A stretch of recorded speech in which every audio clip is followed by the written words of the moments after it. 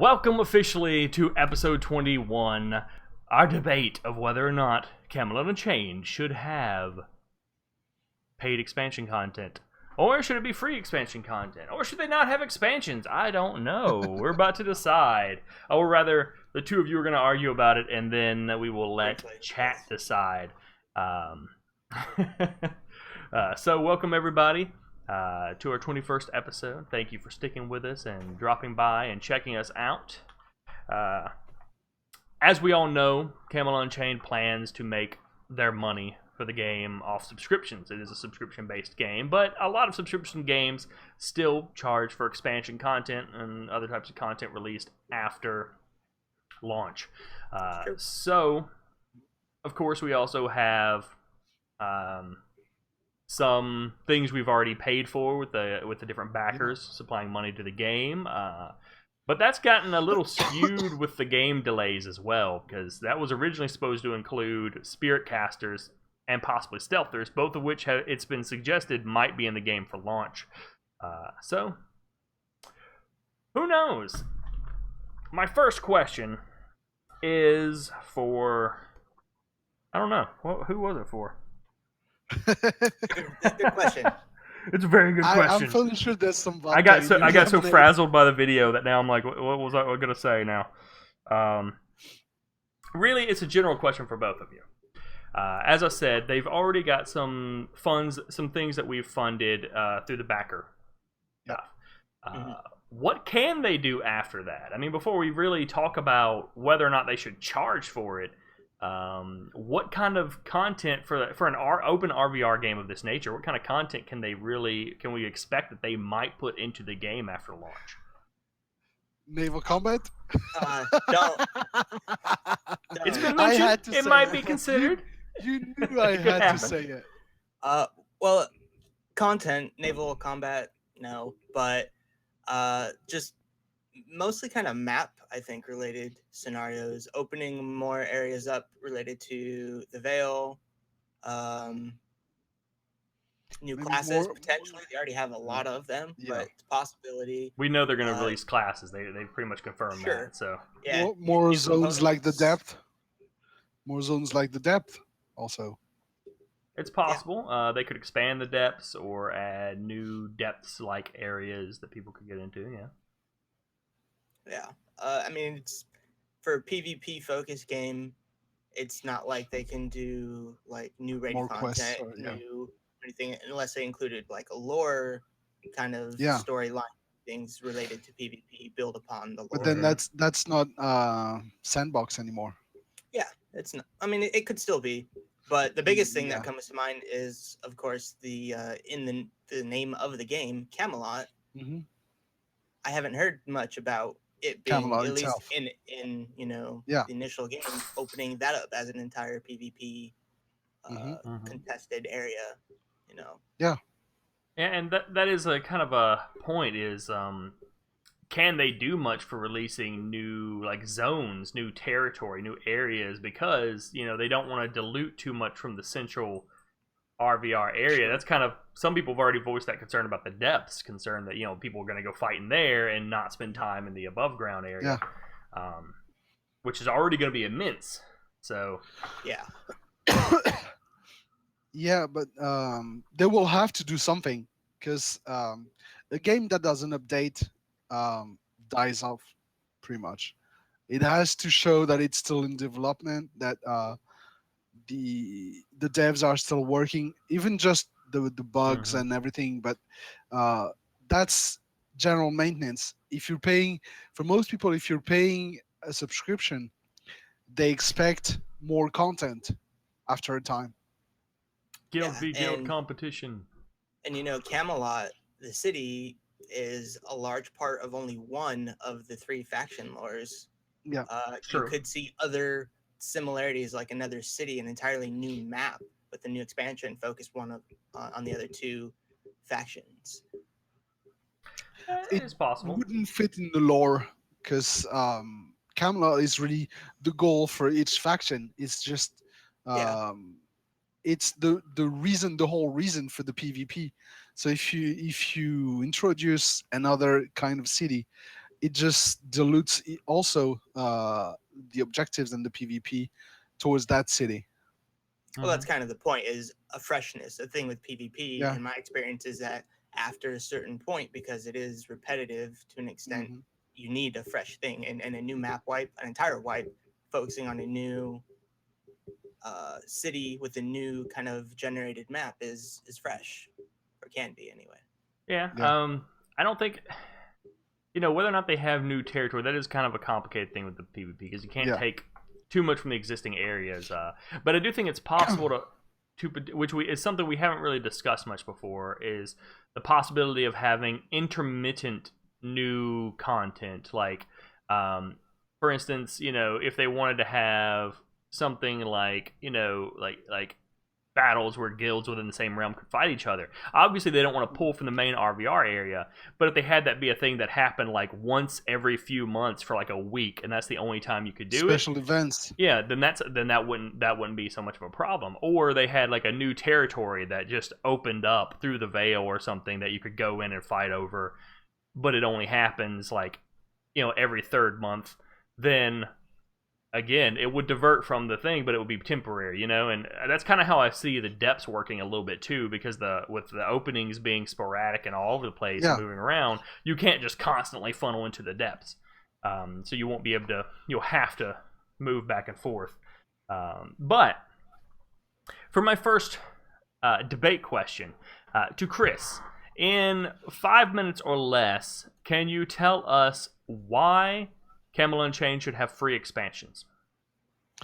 Well, first of all, because we paid for quite a few of them, as we said. And as I said, I think there's not that much room for content expansions. And I would see more events, one-time events or regular events that are most largely covered by the subscription.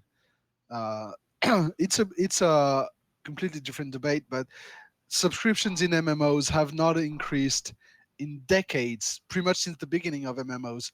So I would rather see a bit more expensive subscription with free expansions and content, rather than paying for expansions that might just not be worth the price. For a lot of people, it's not worth the price of what you're paying. Now, Oldovic mentioned that some of the founders tiers specifically mention getting free expansions.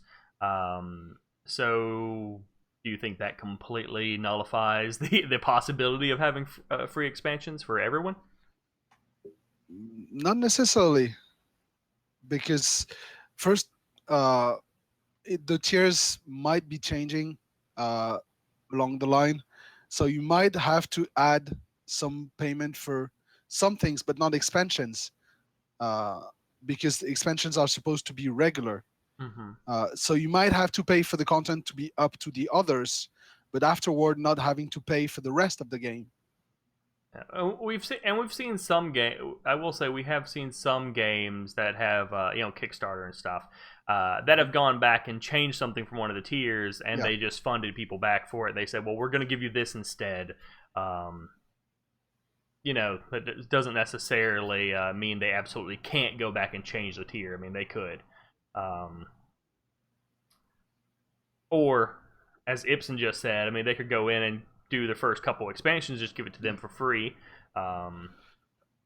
If they decided to charge, there's all kinds of different ways that they can do it. Well, they could just because again, for the tiers, it's only for the founder tiers that you can have expansions, and they could just say, okay, expansions are free, so we'll refund you the founder's point you spend to get the expansions, and you can spend them on something else. Yeah, credit for other types of stuff. Yeah, because in the builder tiers, you don't have any builder tier that has all the free expansions like they have in the founders tiers. Now, for a follow-up question on the issue of free expansions, are you at all concerned that if they were to rely on free expansions, it might inhibit their ability to expand and grow the game because of the lack of funds from charging for expansions? As I said, if you increase, I would be more in favor of having a bit of a higher subscription price rather than having to pay for the expansions, because it's, to me, it's more logical. You pay for the development of it and then for the maintenance of it directly through the subscription. And for a lot of people, it's considered a pay gate to have to pay for the expansion when you're already paying for the subscription. That's true, and there is. I don't want to throw out ideas, so I'll hold that to myself. Brand. Until the end. Yes, yeah, sir. until the end. Brand. In 5 minutes or less, why, in your opinion, should see you use a charge model for expansions? Mostly because I'm aware of the effort and time it takes to make these kind of things. Being involved somewhat in that as my real job a little bit. And this is a much smaller population, especially playing this, than, say, one of the most current ones, especially with an expansion that just came out, World of Warcraft. The lower population subscriptions may not be enough. Yeah, it may not be enough to sustain improved content or more content, if more content is in fact coming out. If they're doing a large release of content, I think an expansion warrants being able to support that and support the time involved making it and future efforts in future expansions. Yeah.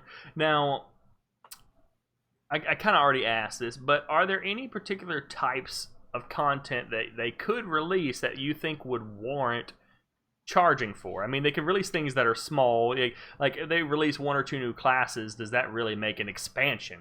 Or no, it would have to be something pretty big, such as an entire new land area or new that with new classes, with new PvP models for that specific area.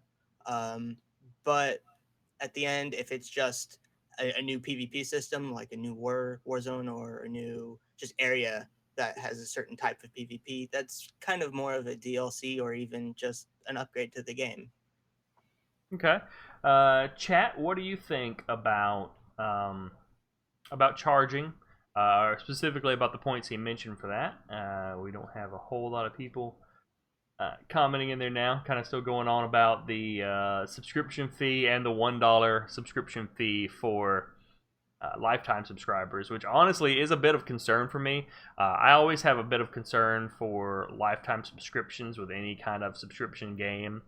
Specifically for that reason, because I'm concerned about the longevity of the game, and if a lot of people have lifetimes, especially a lot of backers, certainly not everybody, but a lot of people do seem to have lifetimes, that kind of brings up some concern about funding development. And they have, I will point out, they have said that they, from the subscriptions and the size of game they expect to have, they will have plenty of money to keep the game going.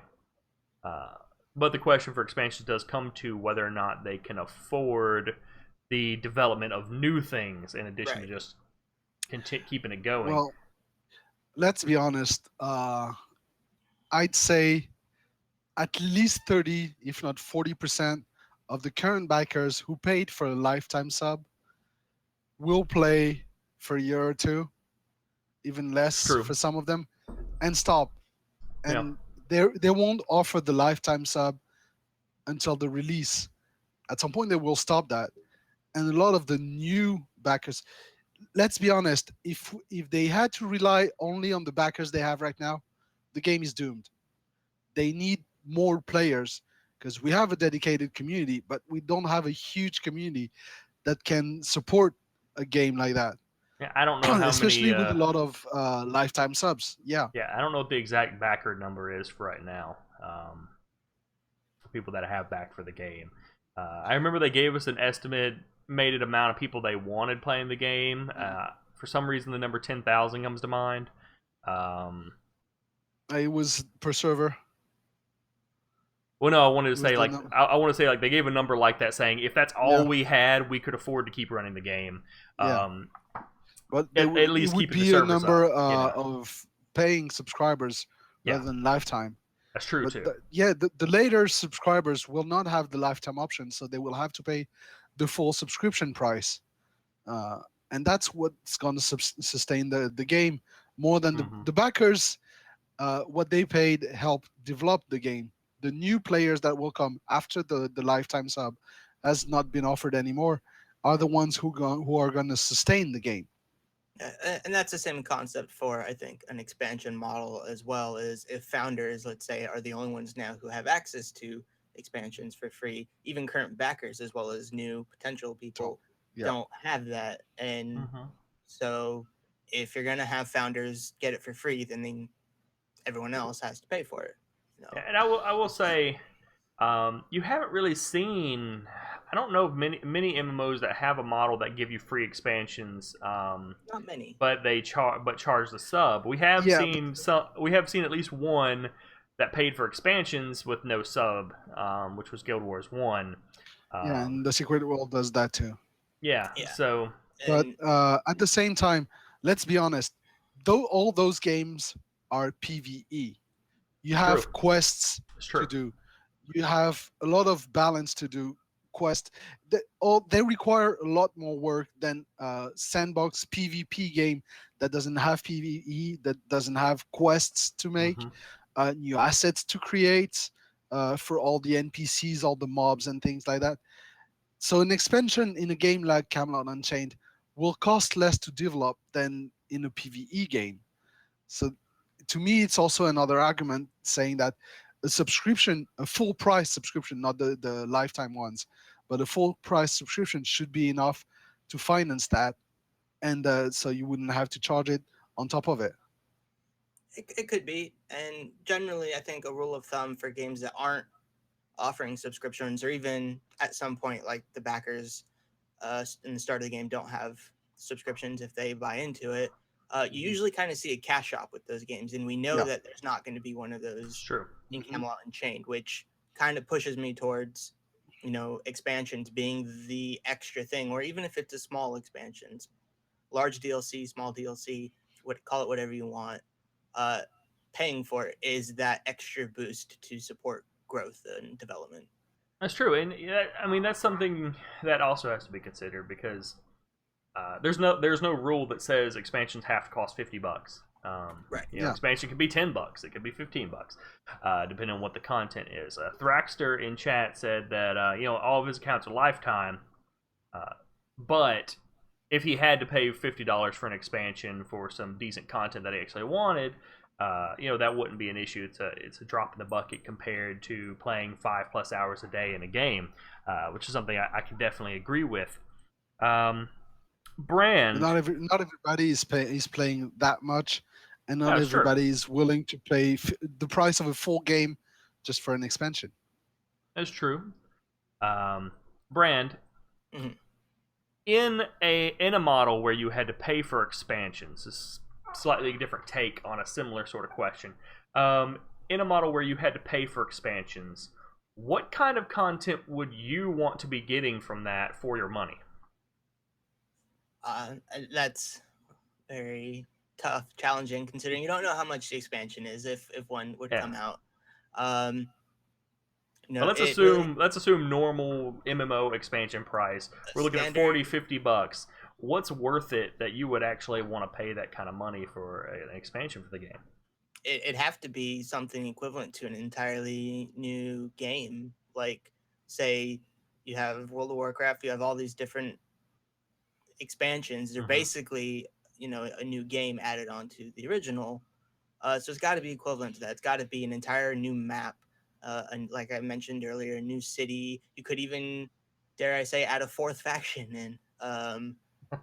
Not that I would want that, but you could. It'd have to come with new classes, new PvP systems for the open world area, or even closed PvP systems, not necessarily small like arena style, but more like Warzone or large scale PvP in a instance environment. But it would have to warrant basically a new game's worth of content. Yeah. And Kriss, to kind of flip that question and back towards you, if the expansions are free, what kind of content would you be expecting to get from expansions you don't have to pay extra for? I would expect, for me, it would be smaller and more regular expansions. Like even monthly with one class added, uh, new systems that don't take months to develop added regularly to give some fresh fresh air to the game and renew the interest in the game. So you don't have to wait 6 months or a year for a new expansion that brings a whole new game to it, but more smaller expansions that are shelled out more regularly, like the Secret World was supposed to do, which is smaller expansions every month, Mm-hmm. free for the subscribers, and one big paying every year.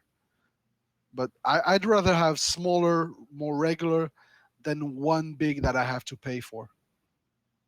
All right. So if I could turn that question, those same questions to chat now. What type of expansion content would you be looking for from Camelot Unchained? Are you looking for things that are going to add large scale stuff like new territories and new races and lots of new classes and new mechanics and PvP systems that might have to be charged for? And if so, do you think that CSE should charge for those? Or are you looking for more incremental, like more DLC sized things where it just adds one class at a time over the year? They might add maybe a little territory here or something, but no major changes to the game that would really warrant those kind of charges. We have people in chat talking about cash shops already. And no, they've pretty much said, as people have already said in chat, no cash shops for Camelot Unchained ever. They're not going to do that post launch. They don't want people buying things. You will have kind of like reward points or something you get for participating in the game, and you can use those to buy cosmetic things, but they're not going to be based on real world cash or anything. Let's see. Pappy Boy, in his opinion, the problem will be like other MMORPGs. Since 10 years, 90% of players are going to agree to pay $50 for a new game, but a lot of them are PvE focused. It'll be harder for CU to save those players because PvP players are very demanding. Gameplay, skills, balances, PvP rewards. What do y'all think about that? Yes and no. I mean, the games we're comparing to are PvE games with lots of content, not just PvE. But PvP, there's a mixture of hardcore and casual players playing this game or any PvP game. So I think there's a healthy amount, and that all of them, I think the number is maybe 90%. Probably, but not a lot of them. Like maybe 60% might be PvP focused, but it doesn't matter. I think if they're willing to get more content, then they should be willing to pay for it. Well, in my opinion, they're already paying for it again with the subscription. Um, the subscription we have right now, which is about $11 a month, is bare minimum. I don't even think it covers really the maintenance costs of an MMO. Maybe for a sandbox like CU will be, it might, but I'd rather pay. I'm ready to pay 15 a month, even more than that, probably under 20, but 15 to 17 a month, to not have to worry about paying for expansions and getting more regular content rather than waiting again 6 months for a big expansion that half of it will not interest me. Yeah, I have to actually kind of disagree with Pappy a little bit. I honestly don't think PvPers are that hard to satisfy. I think the main issue is as long as the game is still a little bit competitive and there's some element of balance to the game, and I'm saying some, because what MMO is balanced for PvP, and they still PvP the crap out of those games regardless. They do Battlegrounds, which is the most redundant content ever yes. in any game. You just go do the exact same thing over and over again. I personally think PvPers are pretty easy to please when it comes to stuff like that. As long as they can smash heads, they're happy. Yeah.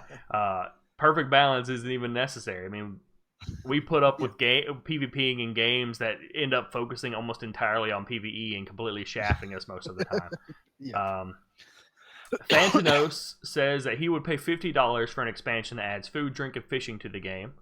I agree. I wouldn't. I would not want to pay $50 just for that. No, but that would add that with some new classes or something, and I'd be good to go. I'd be pretty alright with that. Let's see. A lot of Camelot, which by the way also has a new podcast for Camelot Unchained that they're doing on Thursdays. Says all I can think of is perhaps new races, new crafting, which could introduce a newly discovered island full of necessary resources for the new craft. That would be a controlled island. And that's a good question. Kriss, if they released like a whole new area of crafting, would you want to pay $50 for that? Or would you prefer that they didn't go to that extent to add that level of content all at once because they didn't want to charge for expansions? That's a low blow. It is, isn't it? I wouldn't pay $50 for that, no. But yeah, for that I might. If it was, the problem is with that kind of things, that's making the previous system obsolete, and I wouldn't like that. I would rather adding a new type of crafting would be difficult. I think, but I'd rather they expand it on the current system and introduce new materials regularly. Unless it was something like cooking, that's doable. And that's technically crafting. Cooking and brewing and things like that. And they can add, say, a month they add cooking, and then the next they add brewing or whatever. Mm-hmm. They don't need to do that all in one go. They can do it in several incrementation. True. Though it might be hard to add like an entirely new crafting skill or something in increments. They'd have to. I would think they'd have to add that one crafting system at a time, like cooking first and then another one later. Super Dork would not like a ton of new mechanics after launch. He would like them to focus on an increase in the land area to fight for, possibly. So I guess new zones. Yeah. Ibsen is still fussing about how they have cash shop currently for founders, and they're not going to expand the current cash shop. Let's see. Gotta scroll down a little bit here. Ibsen would pay $50 to go on a real drunken fishing trip. I'm assuming he means real life drunken fishing trip. So hey, let's go on a digital one. They can add brewing into the game at the same time, and we can just drink and fish the whole time. And I disagree, Ibsen, about the pay to win. Because Ibsen says if the crafting question brings another point, if the expansion gives player benefit of some sort and they charge for the expansion, then it's similar to pay to win. No, for me it's a pay gate, but it's not pay to win. I do think that is an interesting issue, though, that they would have to resolve with any paid expansions. Since it's a PvP game, what kind of content can they add without penalizing the people who don't want to pay for it? Because then if you can't get to the new zone or you can't get to whatever, you're not able to partake in the same game that other people, even if it doesn't penalize you, but you can't go do the PvP. It's a pay gate, so it blocks you from playing with your friends, for example, who paid for that expansion. It's no different than any other MMO, though. If you didn't buy the most current expansion with World of Warcraft, you're obviously not going to be able to participate. Yes, but even it's true. That is true. The fact that it's being done doesn't mean it's the right thing to do. But it is true. People will shell out for it. MMO. People will shell out for it. It's not something new that if they do. No, it's not. I agree, but it's not necessarily the good thing to do for the game, and that's one reason I do think if they go with charged expansions, they will probably focus a little bit more on new classes. They've already confirmed there will be new classes post-launch, and that's an easy thing that they can go, okay, well, if you don't want to pay for it, you can't play as the Bombardier or whatever. You can't do it. Meh. I don't know. I made that up. I just pulled that name out of my butt. You mean the Blessed Knights? Yeah, whatever. The Bright Wizards. Why not? Yeah. I mean, it's Several hard. people just shuddered. It is hard to put out the kind of content we're used to seeing with a normal MMO expansion because it is PvP, but also because it is a largely horizontal game. You can't just create new items and call it new gear. In that case, it's mostly kind of the same gear, just different looks, cosmetic stuff. Because they're not growing vertically, they're not adding all these new stats. So we are limited with what we can get for an expansion. Absolutely. Which would lead me to think they wouldn't charge as much as we're used to. But I would still pay for that if they did charge for that kind of new thing. Let's see. Nanolac wants skins. Give me skins to look better. He'll give money for that. Let's see. Thanatos, the only way they get balanced PvP is if they hire Ice Frog from Dota 2. Meh. PvP is not going to be balanced. It's imbalanced. It's balanced and it's imbalanced. That's what it is. 30 classes balance? Yeah, there's no way to balance that many classes. Who needs a gun to shoot himself? Let's see. They definitely can't limit people's gear. That's definitely something they can't do with expansion content, because that would definitely make it pay to win immediately if people had to pay for the new gear. Let's see. Don't even play WoW, but I bought Legion and I'm playing it. I'm one of those people that if you put out an expansion, I will buy it. And there are a lot of people that are going to buy it. There are a lot of people like that. Especially people playing the game already. They're going to buy it. That's the thing. If you like the game, you're going to buy it. I don't think very many people are ever put off by having to pay for an expansion. They're not like, I'm enjoying this game, but I'm not going to buy the expansion. They just go, I really don't want to buy the expansion, but I'm doing it anyway. Take my money. Stupid developers. They're gonna do it. Let's see. If all the realm is in on new content getting XP and you can't participate, then your realm rewards would be less. That is a good point, Nanolac. If there are fewer people in your PvP zone because they're in an area you can't get to or something, I don't think it would necessarily affect your realm rewards, because there's going to be someone there guarding the keeps and everything. Otherwise, you're just going to walk through the gate and take it, and then you get realm rewards for taking it anyway. But there might be some decrease in realm rewards because of that, which would be problematic if there was. And it definitely might be a decrease in fun because there's not enough people concentrated in the right areas. I think they do have to be careful about how they add new territory. If you introduce new territories, you have to introduce at the same time a way to make the current ones still appealing. Yeah. Because otherwise you get what you get in WoW, you get what you had in EverQuest, where the starter zones and the older zones were completely deserted, and everybody was in the new zones and then moving to the new one and then moving to the new ones, and it just puts off any new player that sees the current ones completely empty. Yeah. And so any kind of expansion, and I don't mean that in the term of an actual expansion of the game, but any type of development has to kind of keep the current stuff still active. Relevant. Sure. Yeah. Okay. Fully agree there. Well, 1 minute wrap up for each of you. Okay. Kriss, why are you right? Why is he wrong?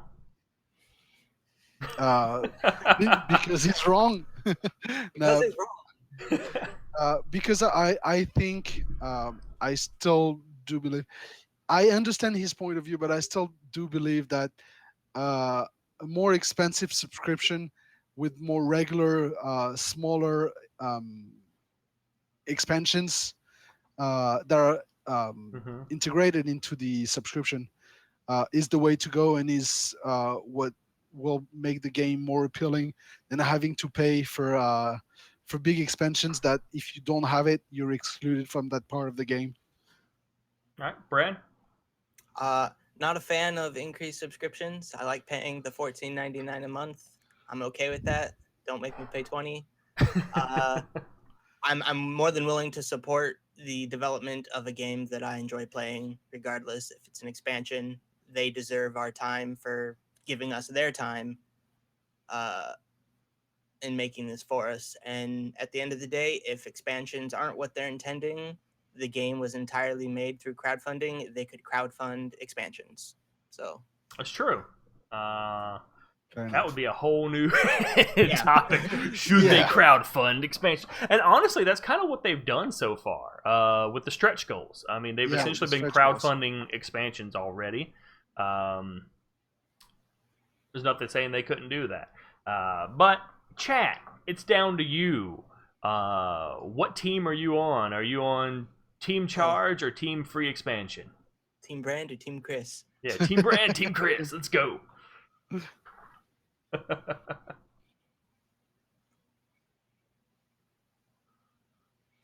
While we're waiting for chat to queue in on their preferences for paid expansions or free expansions, I did want to go ahead and remind everyone that DragonCon is this week. CSE is out there in force. Mark Jacobs and several other people doing panels and stuff. I believe most of them are Monday and Tuesday. At least I think those are the main 2 days for DragonCon. So I think they have kind of implied that most of the stuff we're going to see is stuff that those of us who've been following the game already know.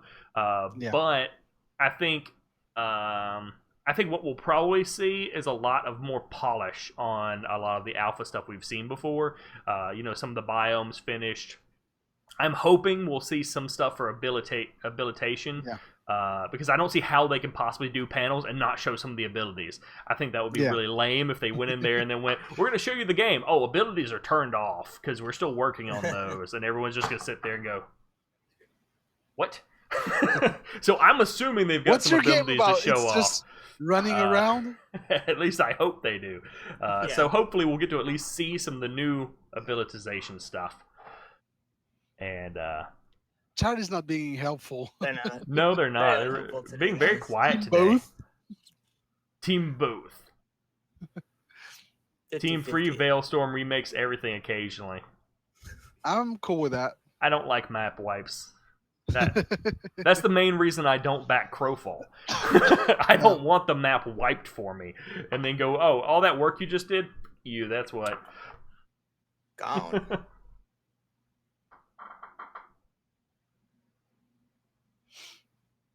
Ibsen wouldn't decide to buy an expansion until they knew what it included. I think that's fair. Absolutely. If it's good enough, he'd pay for it. Free with a reasonable sub that covers it. So I guess that's Team Kriss. Team Kriss. So far, we got a Team Kriss and Team Both. Kriss has 0.5 more than me.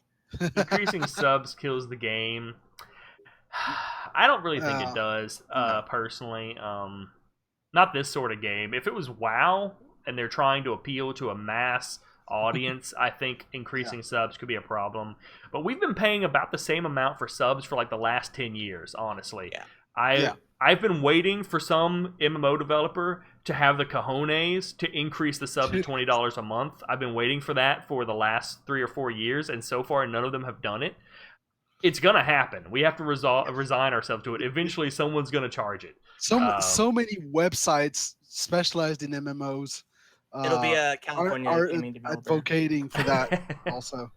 Yeah, if it's a game development in California, it'll increase just to pay for the labor. Yeah, well, I think that's part of the reason why we've seen so many of these free-to-play and cash shop MMOs coming up, because they're trying to charge the $15 to $10 subs, but they're not getting the same amount of subs that WoW is, so they can't pull it off. So then they get in there and their subs take a tank, and then they're like, oh, we better put out free subs and a cash shop. It's like, or you could just increase sub costs. Yeah. Will say, though, I think that is something you have to announce before the game goes live. I think that's a lot harder to do when the game's already out. Unless it's been out, like if WoW did it, they've been out for like 10 years, and then they announced, hey, sorry guys, we're going to have to make it like $2 extra a month for sub. I think they could probably pull that off. Might see it next year. Games that are worth it and put up expansion and promise and deliver on regular expansions could do that even after launch. I'm gonna have to say, chat, you haven't picked a side really. We got one for Kriss, but that's not really enough. So what I'm gonna say, for me personally, I've mostly tried to stay out of this debate. I feel it's gonna have to be a mix of the two anyway. At least preferably, because I would like to see some of the content Bram was talking about. I would like to see some big expansion updates happen eventually. You know, not 4 months after the game comes out, maybe not even 6 months after the game comes out, but maybe like a year after the game comes out, and they go, we're adding like a new zone that crops up every so often, and you can do stuff in it and get cool realm rewards and stuff. Okay, cool. And some new classes tied to that. But then in the meantime, they periodically do release new class, like one new class or they release fishing or something, you know, that's, and you could do that just as the game develops naturally, that they don't charge for. It's just a part of the game's natural development. And then eventually they do things like, oh, we decided we want to add naval combat, so we're going to charge you $50 for naval combat plus several classes and stuff. You know, I would be happy to pay for them to have the freedom that if they think of something that comes to that scale, they can pay for the developers to do that. Because that is my concern. I mean, right now they're making a game, so they have a lot of programmers hired. Programmers are expensive. I don't want to see them have to lay off those programmers when the game launches, because what are they doing now? They're not having to make new systems. All the systems are in. So I would like them to be able to keep most or all of those people. Employed, yeah. And then, you know, they have a very small team, so they might not have to lay off anybody. Maybe, I don't know. It would suck if they did, and then they realize, okay, we can make these other cool things, these large things. And then it's too late, really. Programmers, let's rehire them. You don't want to come over here now? Oh, I don't think they're going to do that. Look at Max. The money for him ran out a few months back. They found a way to keep him on something else. That's true. If they have other skills. I'm not really going to speculate on what they pay him. I imagine it's nowhere near what they pay a programmer. So probably not. And not all programmers are multi-skilled, multi-talented. Well, apparently that's why it was so hard to hire people, because they were looking at people that had cross skills to be able, because they're such a small team, so they wouldn't have to hire a lot of very specialized people, but more people talented in multiple things. Let's see. Ibsen, it's possible that the need to increase sub prices has been offset by decreasing costs of server space and other tech. That's possible, but I do expect. I mean, inflation alone is eventually gonna outpace that. By far. I honestly think the main reason we haven't seen a subscription cost increase yet is because of the number of people playing MMOs has increased. So, you know, that $15 a month thing was set when there were fewer people playing MMOs, and WoW got in on it really big and hit it huge and made tons of money when that was a good rate to have.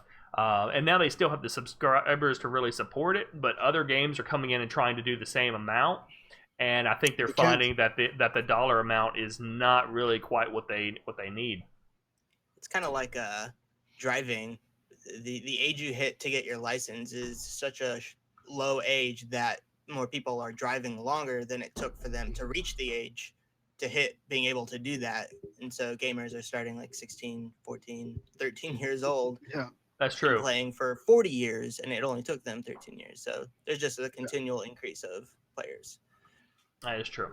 And that is also, Pappy brings up a good point. I mean, back in the day when they were charging $15 a month, you saw game masters in game a lot, working with people, chatting with people, helping people do stuff, running live server events for people, and you don't really see that at all anymore. And a part of that could be because of the lack of sub cost. Now, they've already said that the subscription cost is probably not going to be higher than normal. In fact, they've kind of implied it might even be lower than the standard. I don't know. I hope not.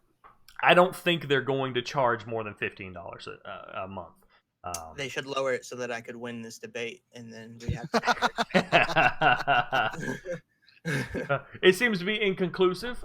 Perhaps our YouTube channel will do better, which is youtube.com/c/Vellic. If you go in there, you can like videos and subscribe and comment And This guy's Vellic, by the way. And there's links down below the video. You can go to the channel and do all that kind of stuff. Share the video with people you know. Perhaps they will weigh in and pick a winner between the two of them. I have to look on the screen and go, where am I pointing at? And we'll see. Until then, I want to remind everyone again, Dragon Con, hopefully good stuff coming from that. And thank y'all for coming out, and we will see everybody again in 2 weeks. Well, most of us will, except Brand. In 2 weeks at 6:30 p.m. EST, 11:30 GMT. Assuming my conversions are still correct. Are they? It is. 1% chance I'll be here. 1% chance I'll be here. Somebody commented on my Reddit post or something and seemed to be suggesting that my conversion was wrong, and I'm like, I'm pretty sure it is. It's right. Anyway. Yeah. Thanks, everybody, for coming out, and we will catch you again after Dragon Con in 2 weeks. After Dragon Con. Yeah.